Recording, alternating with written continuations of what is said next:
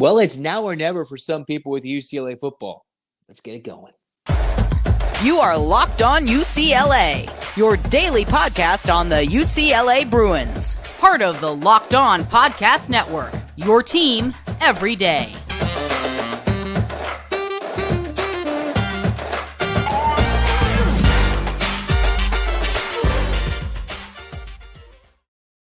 Welcome, everybody, to this edition of the Locked On UCLA podcast. I'm your host, Zach Anderson-Yoxsimer. Thanks for making this show your first listen each and every day.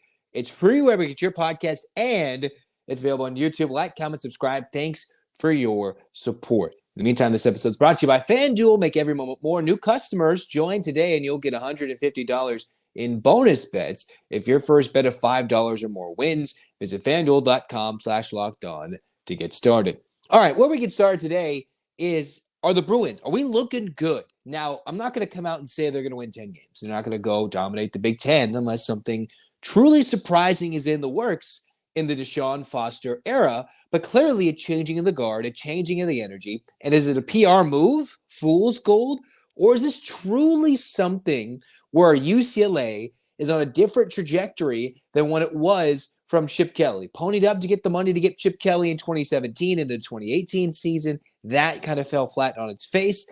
Despite a lot of hope at some point in the end, nothing really came out of the Chip Kelly era other than where the Bruins are now. Heading to Big Ten conference affiliation and needing to revive the energy. Needing to bring something for the fans to grab a hold of. Well, you bring in a younger head coach. You bring in someone who the players like. You bring in someone who's tossing out and handing out T-shirts in front before the UCLA SC game.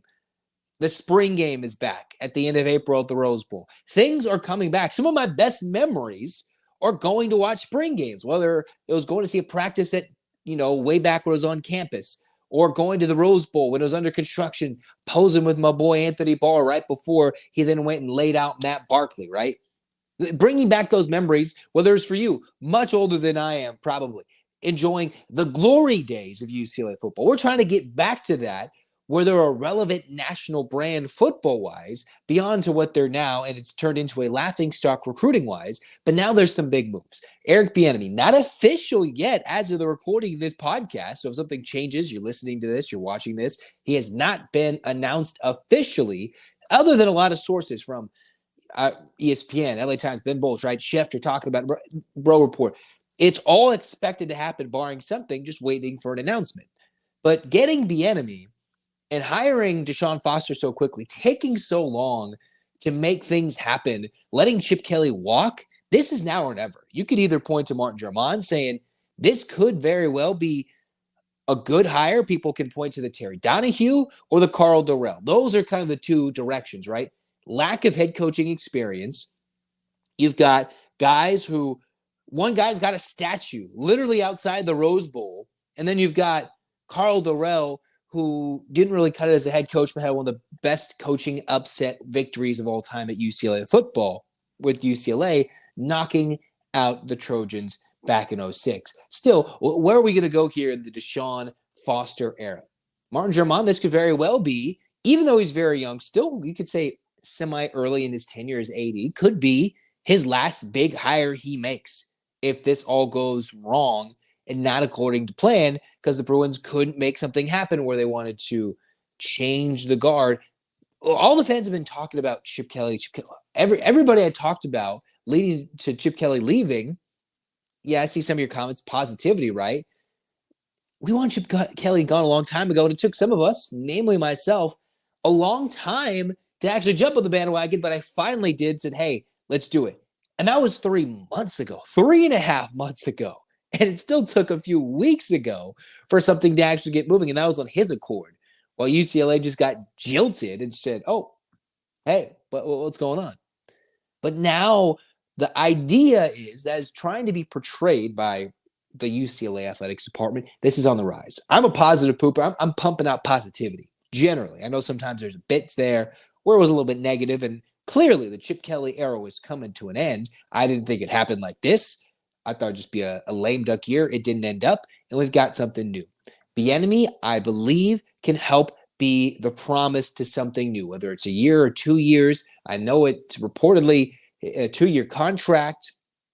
and maybe associate head coach, UCLA is getting guys trying to change the energy. And it depends how long they want to give DeShaun Foster in this new era of NIL. You see coaches trying to go from college to NFL. Who wants to coach college football right now? Well, it's all about the biggest dollar, the NIL budget. You go to the South, they're going to spend lots of money with the deal, whatever it is, to kind of go get your name, image, and likeness, get a big meal, get fed, get love across town, have 100,000. And I know UCLA fans, we can go pack out the Rose Bowl, but just a different vibe coming here from LA, Westwood, Pasadena, going over there. And that's why it's a weird landscape, which is why the energy is needed. Bringing in an NFL vibe, love, bringing in Bieniemy can signal a changing of the times, changing of the recruiting strategy, right? I talked about Ethan Young being gone and Darren Usher now officially leaving and going to Oregon, right? He's now changed it on his Twitter, everything. He's already disassociated everything with UCLA in his brief tenure. Thought that would have been good. But this is a make or break kind of middle ground entering into new waters for UCLA. You fail the first 3 to 4 years of Big Ten membership in football specifically, you could get dragged down in the mud. Now, obviously, I'm of the thought maybe the Big Ten top to bottom is clearly not as deep as everybody's making it seem. Is it one thing to try and compete with what Michigan's been the last few years, but Harbaugh's gone. Ohio State, it's a little different. It's not like it's being coached, right, by Urban Meyer. It's still Ryan Day and, Chip Kelly, whatever, right? There's still is there a hierarchy? Yeah, but hey, UCLA, I think, can compete. But if they're struggling to compete in the first 3-4 years, even though DeShaun Foster's been put in a tough position, that is going to push them back so far than they already are. Hopefully the energy and the money comes in with the media rights deal, the TV deal. The fans can come in, boost up the Rose Bowl sales, get that going, get the energy around it. And then, hey, some NIL support, it's up to the fans to help join. Now, when Bieniemy becomes official, hopefully soon, the X's and O's, that's a big-time home run swing, as I talked about in the last brief episode of Locked On UCLA, where they went out and said, hey, we now can go after big names. And that is what UCLA, I think, can hopefully try to do going forward when it comes to, hey, if Bieniemy leaves, we can go after another big name or whatever this saga goes. So on the rise, it's looking promising that they're taking good steps forward. Now, can you take one giant leap for UCLA football, one giant leap for mankind? Or is it just it's in a mirage? I'd like to believe they're making progress in the right direction. But recruiting's got to change. I know a lot of you have commented about the O-line needs to change for Bieniemy to be successful. I think they'll be a little bit better this year. The defense coming off a superb year that was kind of wasted with Danton Lynn's, genius and just the pass rush as dominant as it was, and pretty solid DB play before they transferred out and solid linebacking play. Hey, here we go. Kind of bringing it in and getting it all together. Speaking of getting it together, the UCLA men's basketball team, man, Mick Cronin, they got to get it together. You can't just get a sellout crowd, get hyped, and then have a week off basically after the Utah game and lay an egg. The youth showed in that game versus USC. They had Collier back. They came out ready to punch the Bruins in the mouth. And the infield generally grabs a game from Mick Cronin a year, and this time they came into Pauley and did it. So we got to talk about that mess next on Locked On UCLA.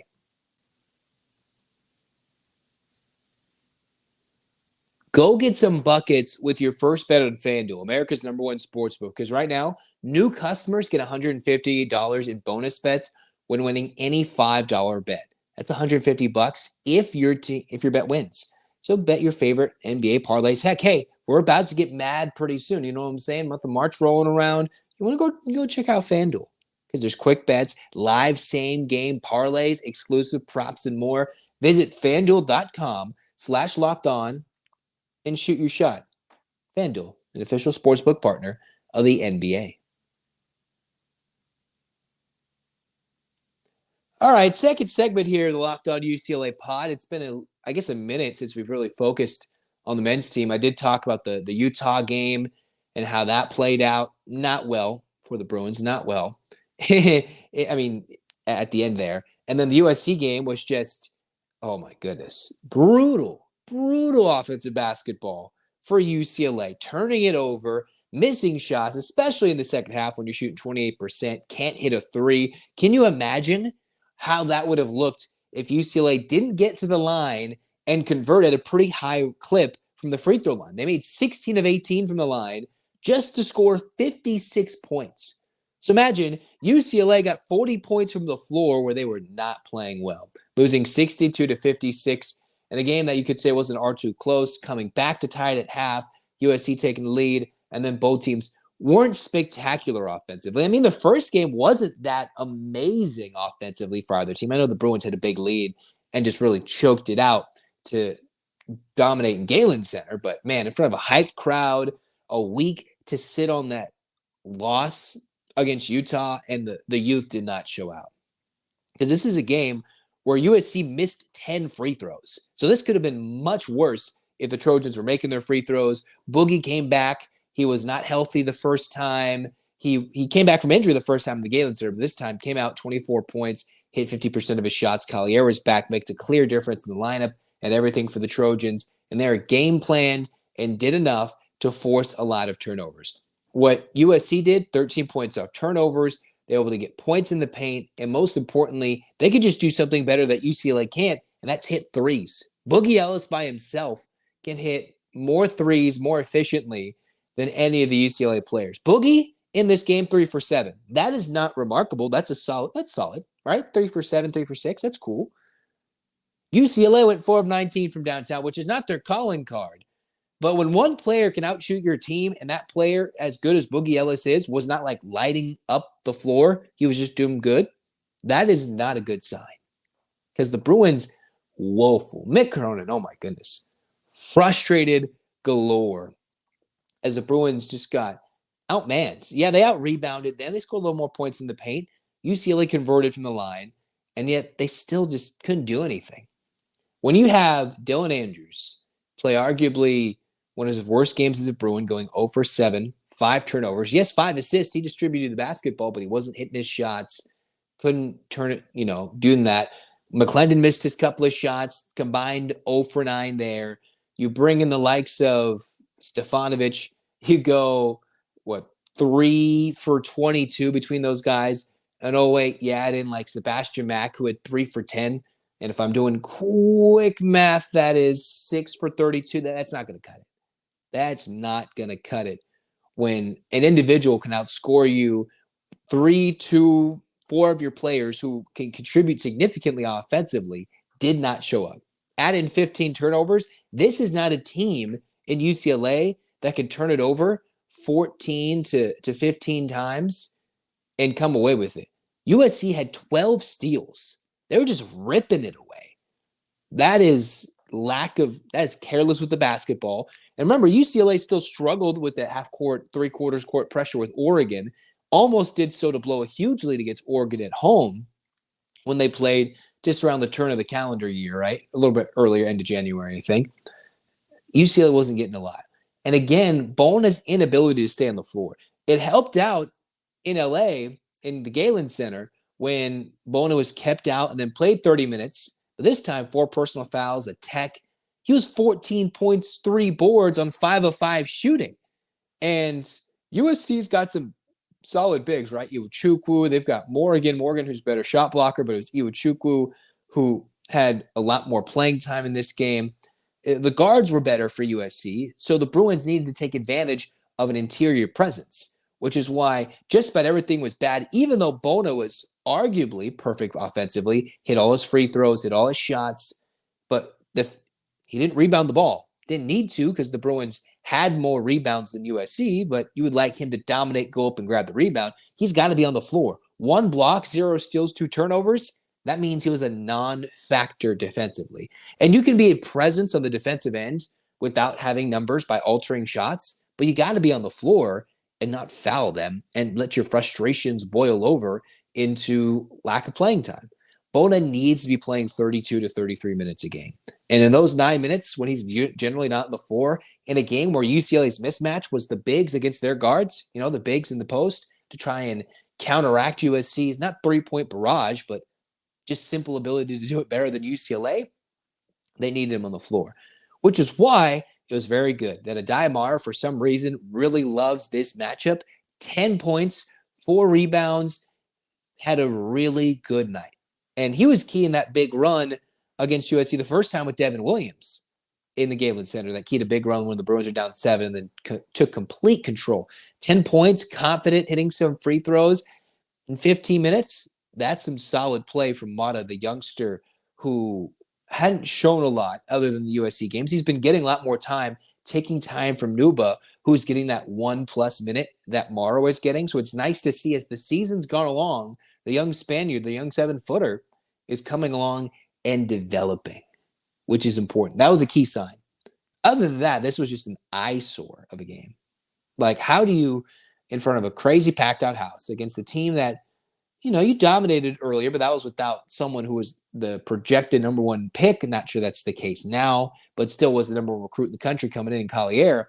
The Bruins did not match the energy. Cronin talked about going to a dance party in which it was actually a street fight, and the Bruins were not ready to scrap. And when your bitter rival comes in, they're frustrated. They've got a player. They're in a packed, sold-out house. You embarrassed them last time. They're going to come out, and with their full team, with USC's full team, I don't believe when they're fully healthy, they're actually an 11-16 team. They're not a 5-11 team, the Pac-12. A full roster, like they could compete. This Pac-12 tournament could be won by Arizona or whomever, but it can also be won by a UCLA. Dare I say, USC gets hot, Boogie gets hot, Collier gets hot one night. Rodman hits some threes. They could go on a run. Yeah, bottom, you might think I'm dumb. They could go to the semifinals, the finals of the Pac-12 tournament. If things break right, this could oddly be a Pac-12 tournament final preview. If the Bruins play well, if USC's coached up, fully healthy, both teams playing well, it could happen.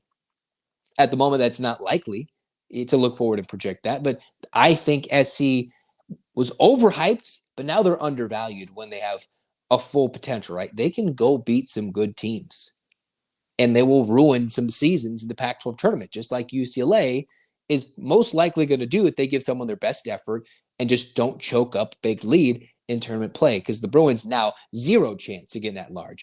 Slim heading into Utah, even slimmer after the Utah game, and in 0% after that, right? That Jeff Goodman preseason hot take, which is not even hot, it's just a simple take because it's right on the money. It's just burning that UCLA was going to make the tournament. And I was like, I was wrong. I tried to counter. I tried to get the positive. Nope. This team was too young to really make it happen in the non-conference because they had some opportunities where the bubble, Bruins could be on that bubble. They're not. So it's going to come down to a week in March. Most importantly, getting good seeding, staying away from Arizona on the side of the bracket. Although the Washington State game is going to be very, very tough. I wonder how the Bruins will match up with the Cougars and Pullman later in the week. But the Bruins can't just go turn it over. They can't just – they struggle so badly to shoot sometimes that when they just play miserably, it looks so bad. And it's even worse when it's against USC. They can come to play. The Bruins can. That was just a rough 2-game stretch. Now, how are they going to rebound? Because this was their ugliest 1 to 2 game stretch in this calendar year since the end in December when they couldn't beat CISA and they couldn't beat Maryland. You choked the Utah game and the game they should have won, and the game they should have played much better against USC. The Bruins no-showed. USC came out and played much better with more heart. That's what it comes down to. Cronin was talking about how terrible practice was. Now they got to right the ship and get it cooking. All right. And the Bruins aren't cooking. They fell to 14-13, 9-7 in Pac-12 play. I know the conference is, a lot of parity because remember, the Bruins got swept by the Bay Area schools, then swept them in the Bay Area. It's back and forth. So the Pac-12 tournament will be fun. I think the Bruins could still go and run in that and be very tough. But they must play much, much, much better than they did against SC. Much better. That must be the low effort. Cronin talks about 10% better, 10% worse. The Bruins, 10% way worse than their normal performance when they played SC, and that was disappointing. Would love to bring out the brooms. But it was the UCLA women who brought out the brooms in the week. They took down Colorado, took down Utah. Very impressive. The Bruins are still getting only 2-seed love when I think they're one of the top 3, top 2 teams in the country on the women's side, just because they were banged up and haven't gotten things done. Here's why the women should be a number 1 seed. They might not get it. There's not enough time in the regular season, the Pac-12 tournament, maybe to jump, but they should be based on what they've done and what they did in the last week. Next on Locked On UCLA.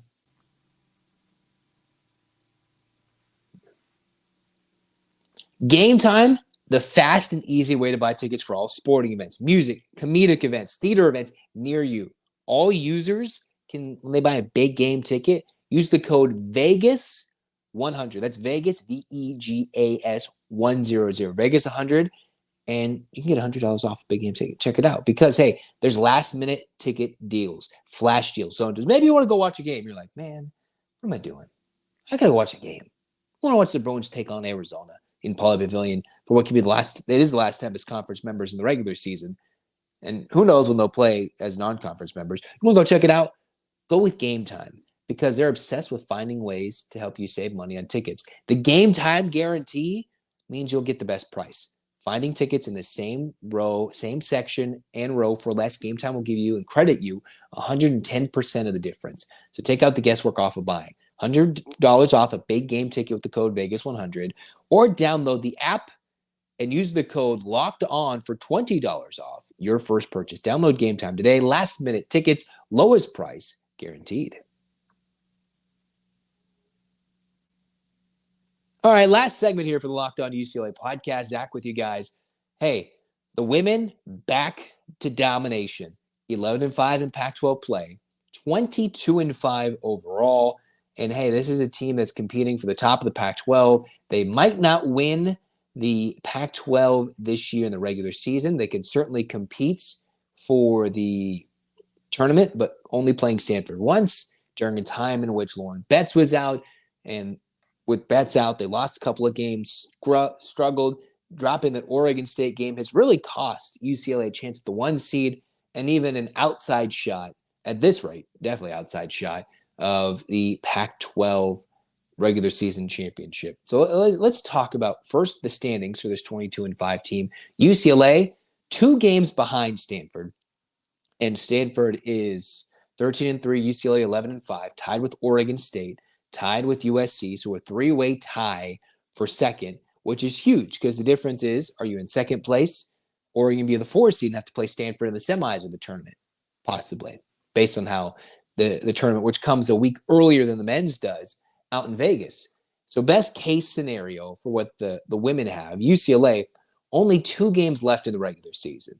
Arizona State on the road, not in that order. So at best case, if things go according to plan, you get a 3-way tie, then you're going to have an Oregon State team possibly, or a USC team where the Bruins are going to have an outright championship. So that's out the door. But I do think UCLA should have a 1 seed. I think Ohio State. I think Texas. I'm not really sure about Texas. I haven't watched them, but I just don't think that anything is near the caliber what the Pac-12 is this year in women's basketball, or especially the top. And it's unfair because Lauren Betts was out, and then Charlize Ledger-Walker was dominating that UCLA Wazoo game before she gets hurt. So Wazoo looks worse. You're playing Oregon State, but then their best player gets hurt in the UCLA game. They hit a miracle buzzer beater, so Oregon State's looking worse with all these losses. It's just frustrating. And you go watch on national television, UCLA playing an angry Stanford team without Lauren Betts. It's just frustrating. But it is nice to see the Bruins are 5-1 with Betts returning. That only loss coming literally at the buzzer when the lead changed 5 times in the final 20 seconds. In a game UCLA should have won. It shouldn't even been within a possession in the final 2 minutes, but neither here nor there. This is a UCLA team that's beaten Ohio State, who is a team that's getting a lot of love atop the standings on the 1 seed line.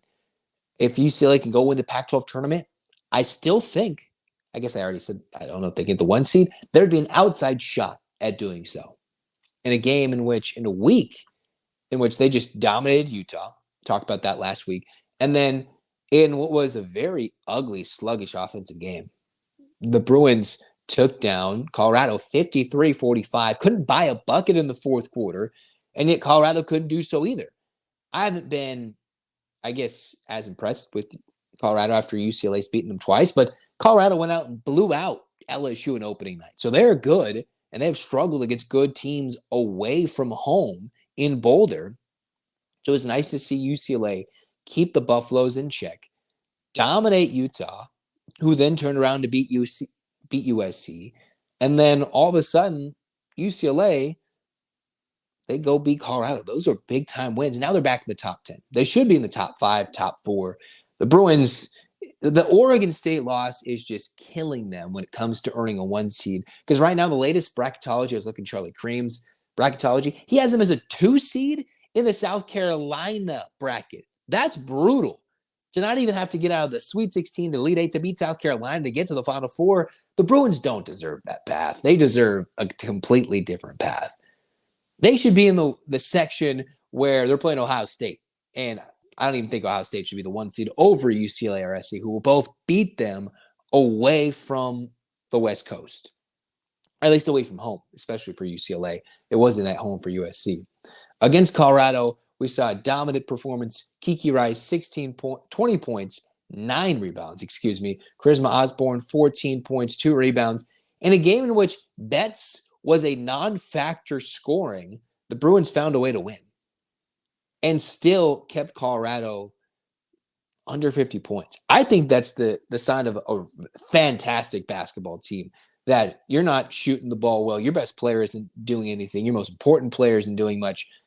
But when someone needed to come up and play, that was Kiki Rice, who for a little bit there during that Bay Area week didn't have her best week of games, comes back. There you go. Charisma Osborne, who's seen up and down play, but a little more efficient this year since she doesn't need to take a large percentage of the shots. 14 points, got the job done. A little bit quieter from the rest. London Jones didn't hit a career record for threes because they had the short week and then a long rest in between games because of the wacky TV schedule.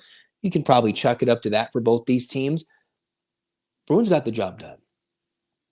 And I just, the 22-5, if they don't just completely fall flat in their face and completely forget the game of basketball, hopefully they can go beat Arizona State. I would think that should be an easier win. Arizona just pulled off a big upset, so that's going to be tough. But largely the Bruins should be favored. 24-5 heading into the tournament, the conference tournament, which is next weekend. And then if the Bruins could go win that, go on a bit of a heater going into the NCAA tournament, UCLA could be, 1, 2, 3, maybe 5. There are 5 wins if they can get these conference at the end of the regular season. 5 wins in a row potentially. Get 8 wins in a row. All you want to do is stay away from South Carolina. I think the Bruins, you don't want to get stuck playing on the other side of the country, earlier than you need to in the Sweet 16 Elite 8. Because I think the Bruins deserve to have a better path to the Final Four than having to play the number 1 team in the country en route to that before the before the Final Four. I'm confident in UCLA's ability to compete at the highest of levels this year. Highest of levels. But at the moment, the Bruins got to get the job done. And to even earn a 1 seed, which would probably be the 4th 1 seed, because you have to knock Stanford off you got to knock off other teams off their perch, including the team in your own conference to get a 1 seed. The Bruins are going to have to win the next 5 straight games to even think about it, which I think they could. They could. It'll be tough. But I think they can, which is why UCLA, who's dominated 22-5, the women 14-1 at home, wrapping things up. Senior day, no more conference home games in Pac-12 play for the UCLA women. It's just done. Now they're on the road, and we'll see how it goes. All right, here we go. Hands up, Bruins fans. That's going to wrap it up today. They're going to go wrap it up in Arizona this week. The men are trying to figure it out in Washington and then come back home against the Arizona schools. We are going to enjoy the end of Pac-12 play because it is now upon us in the basketball season. It's sad. It's real. And Big Ten life is soon to be here. All right. 8 clap time, baby. And 1, 2, 3, 4, 5, 6, 7, 8. UCLA. UCLA fights. This is Locked On UCLA. I'm Zach, signing off. Go Bruins.